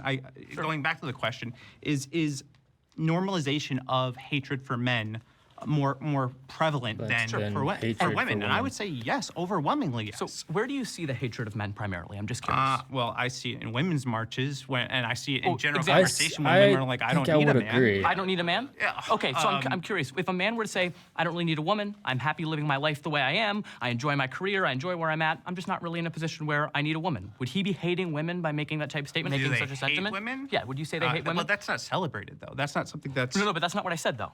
I said, Okay. is that an But example there's of a hating difference women? in Is levels. that an example of hating women? Because you said an No. example of hating men is saying, I don't need a man. Yeah, but they're doing it in a way to put down men. They're Yeah, doing it because yeah. they view the patriarchal structure of society as being an inherently bad thing. Why? So wait a second. Because I think a society in which is structured so that men have certain advantages over women unfairly is unfair to them. I don't think attacking patriarchy or the advantages that men get is in any way attacking them. There's a famous phrase that to the privilege, equality feels like oppression. Okay? So just because you are in a certain position and someone is saying, hey, I don't really think it's fair that you, for example, are taken more seriously in business meetings or have a better access to this certain education, or within schools, you're pushed towards more STEM fields. And me as a woman, I'm pushed to more humanities or caretaking fields. I don't think that, so I don't see that as a hatred of men. So any other examples of misandry, happy to hear them from you, and I'll say why I don't really think they're that prevalent. He brings up a good point. Because like, the same thing with like racism, right? Like even like to keep a certain people down, of course they would come up and hate the people that are keeping them down. So that's why he's saying that it feels more like the women were already hated more than the men. So that's why they hate the men and they speak out about it more because they're like the rebels, like the rebellion. And it's kind of like what's happening now, like with Trump being the president and people hating billionaires and hating Elon, hating Trump, because they have all the power and they're controlling everything. So we're speaking out about it more. And so is it really that we hate them, or is it because they hated us first and they're using us? So that's kind of where he's going with this, which is a good argument. So even in a case like, let's look at the issue with Justin Baldoni and Blake Lively. Yeah. It was automatically assumed when that news broke that Baldoni was guilty. Everyone just assumed that in the very beginning, and as more evidence came out, it was looked at the opposite way. It's because we have a culture that teaches women essentially to be afraid of men, that we're a problem. Wait, I thought that was a very, very balanced case. I mean, I don't... In the very beginning, no, because the general media consensus, at least from my understanding, was in favor of Blake Lively. But as more evidence came out, they thought otherwise. And here's my issue with this media perception: is on social media we see the extremes amplified. We see the most extreme voices, the people who will say something, get a clip. I don't need men. Men are trash. Men should burn. Kill all men. But that is not actually prevalent. That is not something that exists outside of the realms of Twitter and the TikTok algorithm. Go up to your average woman on the street, ask her. He's kind of making a good point here too, because like the way social media works is you have to attract things to to judge you, or to make comments, to hit likes, to get shares. And the things that do that the most are negative things. And that's why people see so much of these negative things like misogyny and misandry over social media, because it gets the attention of the viewers. And when you go out in real life, it's just not as prevalent as what he's saying. Well, how do you feel about men? I'm sure that she would give you a ton of things that she loves about men, because there's so many women who date men, marry men, have men that they love in their lives. And that's the reality of people who exist in our society, not the fringe people on the internet. So yeah, but there are a lot of women that are foregoing marriage, foregoing relationships, not having kids, all of these things because they're taught to be afraid of men. Wait, are they taught to, what teaches them to be afraid of men? Feminism? No, 1 second. I don't think feminism. Is it possible that their life experiences with men teach them to be afraid of men? The fact that an overwhelming majority of women have experienced some form of sexual assault at the hands of a man or sexual harassment. Ask any woman in your life about a negative experience that she's had with a man. You will be on fire right now. It'll be hard to find one who hasn't. Do you think that's possibly what makes women afraid? We Oliver, I appreciate what you're saying. I just want to make sure we get more in from him before we start going for the middle ground. Okay, yeah. I mean, anything you want to respond to? There have been men that have been guilty of doing awful things toward women, but this mindset that I believe is taught is that all the men are guilty of doing this. That you can't trust any man. That you can't be alone with any man. It's very common that women say that they can't. They're afraid to walk down the streets. Somebody in the previous. And even if you're watching this argument, right, you can see that it's like he's coming from the woman's perspective. He's coming from he's got to like walk on eggshells. He's got to be careful. He's got to be like choose his words wisely, because now he knows he's a victim, right? He's being targeted. He's the one being talked down to, right? Because obviously all this stuff is true, and now he has to defend himself as a man, because we're seen that way. We're seen as the bad person, and that's what he's getting at right now. When I was having conversation, said that they had that analogy of would you rather be alone with a man or a bear? And most women chose the grizzly bear that would rip them apart. That's crazy. So wait a second.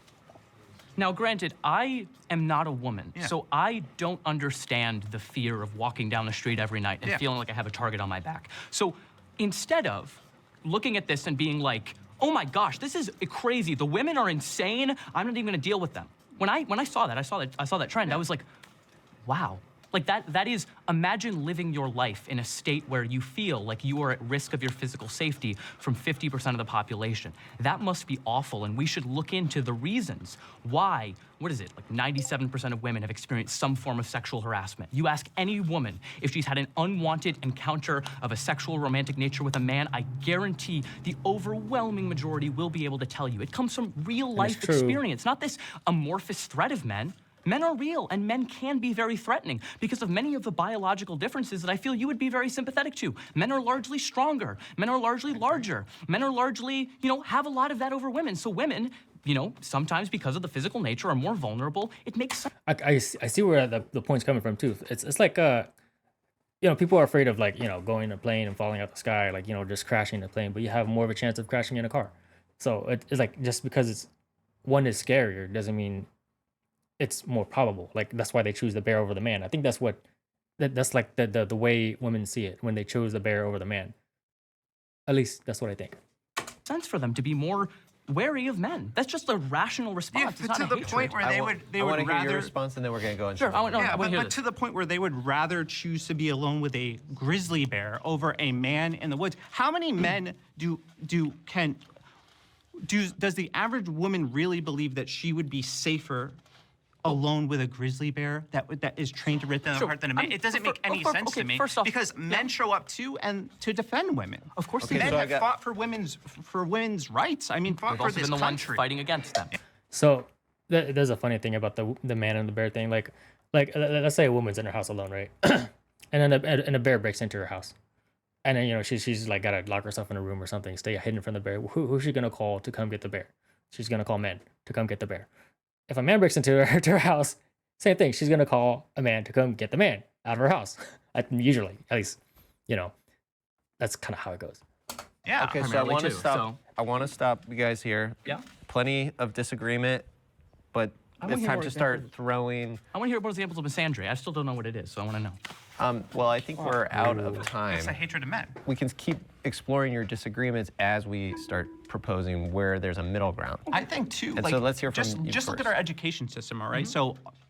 A lot of young boys are slapped with ADHD diagnoses. We're taught that just the nature of us being who we are, just being a little bit rambunctious or having high energy is like a bad thing. So instead of treating that, instead of dealing with that, or instead of restructuring our education system to accommodate men, they don't. They slap pills on young boys, get them hopped up on ADHD medication, and don't actually let them get their aggression out or their energy out in healthy ways. And you think it's because they hate men? Yeah, I do. I don't think it's do in part. I don't think it's because they hate men. I think it's because the big pharma wants to sell you pills instead of the solution to the problem, and I think that transcends gender. They Okay. do it to both individuals. I don't like this. Doesn't seem like a gender-specific issue, right? Okay, so both of you, it's time to start offering a statement that you think you can both Disparate agree impact on. is really interesting. He agrees with that. What's a statement think you think Blue's you can got both this. agree on? I have one. Yeah. Hating anyone for genuinely hating them because of their sex or their gender is just wrong. You shouldn't do it. If someone genuinely hates men or That's true. genuinely I hates like that women, take. that's not good. We should not promote people hating people based on any immutable characteristic, and sex is included within there. Yeah, okay. The question is misandry. I don't think I can find middle ground on this because misogyny literally kills women, and misandry. I mean that statement in itself Is us extreme. very That is present. extreme. No. Misogyny You misunderstood me. You misunderstood me. Okay, The explain. hatred of women kills women. Yes. Would you disagree with that? The hatred of, hatred could lead to killing So the somebody else, definition yeah. of misogyny is the hatred of women. Yeah. So the misogyny Yeah. kills women. Yeah. That's so what you I could just say the said. same thing. The hatred of men, teaching them who they are as being toxic, could lead to them ending their own lives. Okay, so because So some because men society might, doesn't- yeah. because Because some they're- men might have a I agree because if he can say that with one side, he could definitely say it with the other. It's a really bad argument that he brought up. misunderstanding of what misandry is, and they might kill themselves, then that's the same thing as men killing women because Or they hate being them. unjustly locked up for rape accusations. And how often Because does- automatically it's deferred that the woman is innocent, she's not guilty, and the man is guilty. What about Johnny Depp? Did that happen in that case? That What was- about in Chris Brown? Did that happen in that case? Chris Brown? What about in Donald Trump? Did that happen in that case? What happened to Brett Kavanaugh? I can Brett keep going. Kavanaugh was demonized. What? Yeah, he was. He was And where is he dragged right now? through. Yeah, because Where is he right now? because it Tell me failed. where he is. Where is he Okay, right now? guys. He's sitting on the Supreme Court. Thank you. Okay, what do you want to propose as? What's a statement you want to propose that you think you can both agree on? I don't think that. Well, that's our middle ground. We can't find any middle ground on this, I don't really think. Yeah. Let's I just think give it another sec.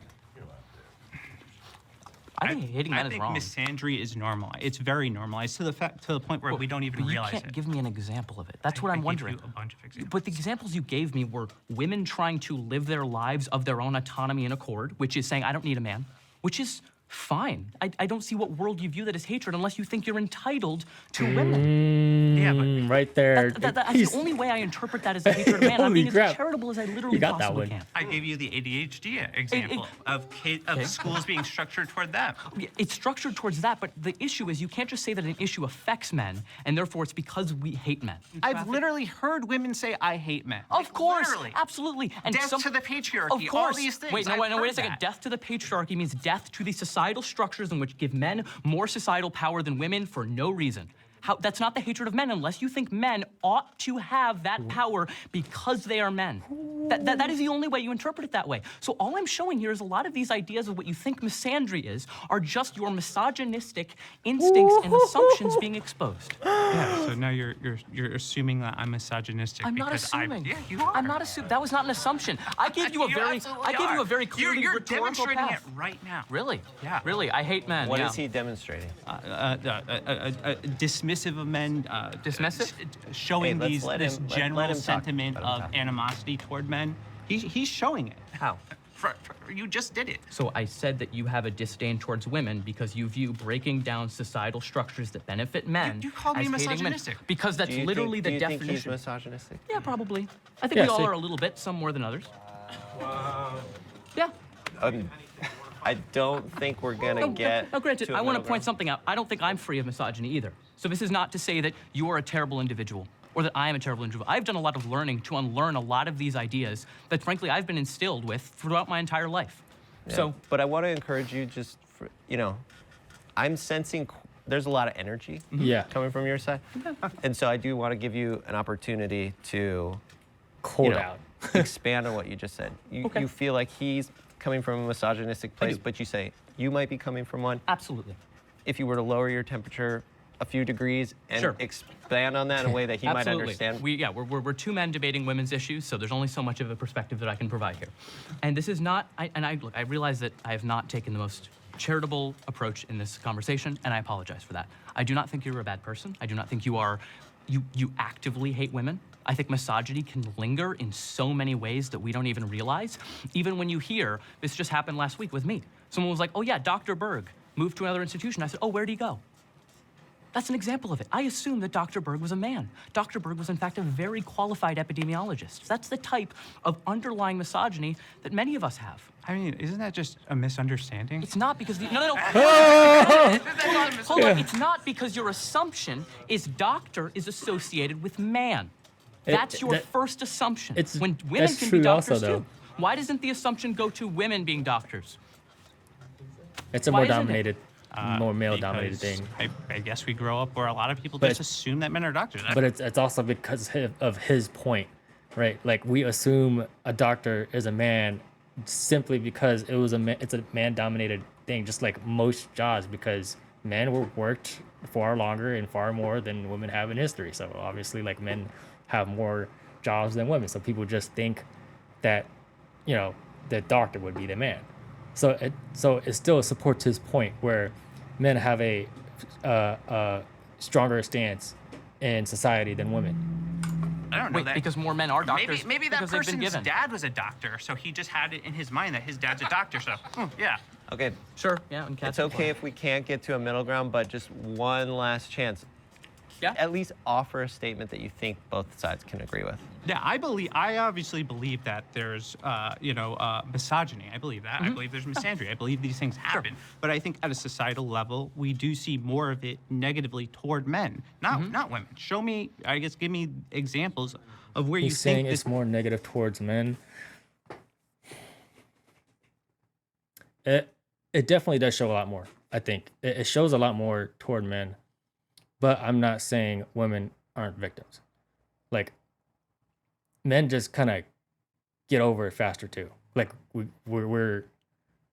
just take it easier. Oh, who's this? Oh, hi. Thanks for the follow, Sophia. Glenn.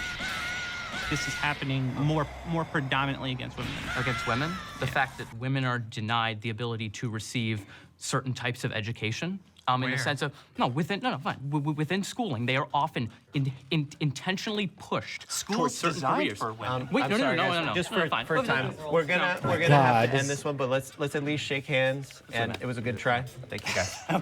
No ill will, even on camera. You doing good, Sophia? All right, moving into our next prompt. Is Elon Musk a good masculine role model? They're getting spicy with this one. Sounds like there might be some divide. Come forward and find your speaker. No, he's not a good role model on this side. I don't even know the guy. Okay. Yeah. He has a bunch of baby mamas, which is not very traditional or like good for like a family household. I believe he has a great mind and he's contributed a lot to society with SpaceX and all the other things. But again, I have no idea about who he is as a person. I don't think he's a know good if role model. He's a good man or not. We're no different than them when we just say, oh, well, he makes money, right? So does Andrew Tate. I don't think we would agree that Andrew Tate is a in-the-house father figure that's morally guiding his children, right? It's unlikely that anyone in this room knows more about the damage that Elon is doing to our government than I do. It's also unlikely that someone in this room knows more about Elon's history than I do. This is something I have a lot of mastery in, and I would absolutely love to destroy on this topic. Okay, he's confident. I'm a political analyst, and I was an advisor to a presidential campaign. I am deeply involved in politics and governance. All in favor of Ryan? Yeah. All right. No pressure. First unanimous vote. Is he possibly somebody that America maybe would need in order to go in a certain direction that the president is deciding to go in? Sure. But in terms of like a human being perspective, like first of all, like he's a Dutch South African. They hands down supported apartheid. Like I've been trading Tesla stock for years, dude. It's freaking great.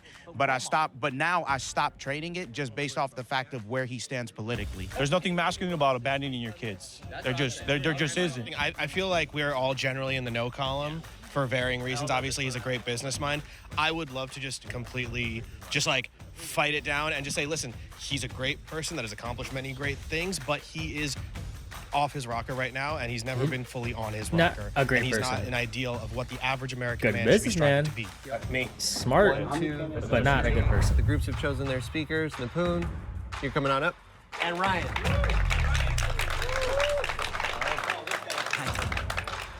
Let's see where this goes. Is Elon Musk a good masculine role model? What do you guys think? I don't believe that And- anyone is evil, and I believe everyone has It virtue. says masculine role model. Because I don't know. I don't think he is. I think Elon's a really complicated, problematic, and potentially broken person, and I think he gets exalted because his successes are obvious, but his failures aren't as covered. And I think, but more than that, I think when you're looking for a male role model who is successful, there's so many people out there who don't have such an open track record for, casually having children everywhere and rejecting his child for something that they can't control. And it's hard for me to see how he would be in the top 1,000 of anybody's list. There's a lot of better role models. Is what he's saying. The consensus of our group, which I'm here to represent, is that hell no. You guys don't think that he Yeah, we don't think he is a proper role model for varying reasons. Obviously, successful businessman, brilliant mind. The man can catch a goddamn rocket. Like, so obviously he's great. But at the same time, he's with Trump right now. 2008, Tesla was popping up with Obama everywhere. He's moving left and right. He's not standing on a singular value that we can actually hold him to, except, I guess, the value of money. And success and business development. So based on that and the fact that he lacks a demonstration of family values, we don't think he's a role model for like the everyman. Okay, so let's cut to the crap here. Get a middle ground statement on why you think he's not a good masculine role model. Well, there's a lot. Side note, I did not step in front of the Tesla that might hit me later. I did. I mean, I think it could be as simple as he's not a good role model. So I would say that Elon Musk, albeit a great man that will be remembered in history for significant accomplishments in business and science, does not represent a proper masculine role model, as he has put himself in an imbalanced way to achieve those successes, and he does not demonstrate the spirituality, the family values, or the social values to be a good role model. I mean, I think the thing that sticks out to me that I can't agree with is that he'll be remembered as a great man. I think he'll be remembered, and I think he'll be remembered as at least somewhat successful and impactful. But I think he'll be remembered as a mixed bag, as a human. I mean, I see that. History is written by the victors, winners. Yeah. so we can't really decide how he's going to be written. Yeah, that's my guess. Yeah. He's a bad masculine role model because he's an imbalanced person focused entirely on business and his scientific advances for his businesses, and rather than a family and a general sense of growth for society, semi-acknowledging what he's done in the most recent election. I wouldn't say that those are the reasons why. Okay. What makes him problematic transcends any one of those things and incorporates them all. I think... his use of Roman salutes? And that's not great. Yeah. But I think also, if we're talking about family values, I'm not sure he has values. I mean, there are some people who just, they're not immoral or moral, they're amoral. They kind of exist in this weird third orb of, existence, and he might be one of those people. He may not have morals, period, I guess is what I'm saying. Well, lack of morals is also a form of immorality, I would say. Yeah, but there's being immoral and then there's not having access to it. By definition, people who are clinically narcissistic, those are amoral people. Their brain can't do good or bad that way. They're not inherently bad because they're not doing good or thinking good or saying good. They don't have access to what we would consider good. It's just not available to them at all. Well, I'm not a doctor, so I'm not going to try and suggest that he has one way or the other. I just know that from the perspective of what we can see on the outside, obviously his $100 billion industry and his $100 billion life that we see only 1% of. I mean, one person brought up that his family was Dutch, white, in South Africa, so they might have a problematic history with apartheid there, and a whole slew of other things. The point is, what we see in front of us, the man presented in front of us, is not someone that anyone sits and goes, yeah, that's a Chad.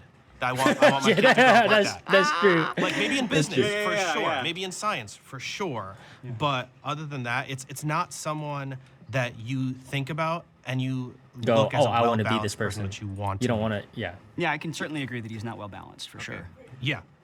Elon Musk is not a good masculine role model because masculinity gives value to someone. Because. Let's just leave it at that. Elon Musk is not a good role model. Yeah. Yeah, great. I love that it was really that easy. So Elon that was Musk is the not a easiest good role one. model. All right, let's fight about something else.